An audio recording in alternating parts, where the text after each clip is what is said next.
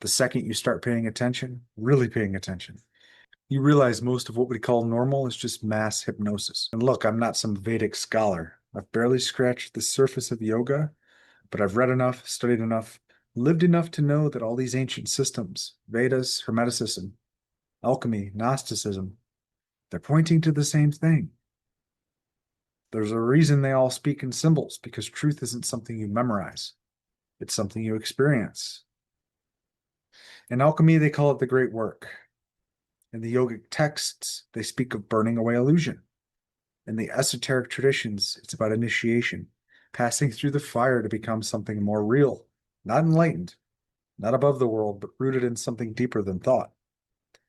This is a war of perception, and the front lines, they're inside you. The system profits off your confusion. The culture rewards your numbness. But the second you start paying attention, really paying attention, you realize most of what we call normal is just mass hypnosis. Awakening doesn't make you special. It doesn't make you chosen. It makes you accountable to your soul, to your truth, to the damn silence inside you that's been whispering all along. This path isn't for the faint of heart. It's not comfortable. It's not convenient, but it's real. And I'd rather bleed in truth than sleep in illusion. You start to realize real quick, this isn't about being spiritual. It's about being honest. Because there comes a point, and maybe you've felt this, where the ego doesn't just get bruised, it gets dismantled, piece by piece. And yeah, part of you fights it, naturally. The ego doesn't go quietly. It screams, it clings, it tells you you're going to lose everything. But the truth is, you're only losing what was never you to begin with.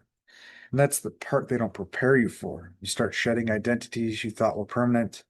You realize you were holding on to things, titles, opinions, habits, because they made you feel safe, seen, in control, cares about your truth. Most men avoid this process like the plague, not due to weakness, because no one showed them how to die properly.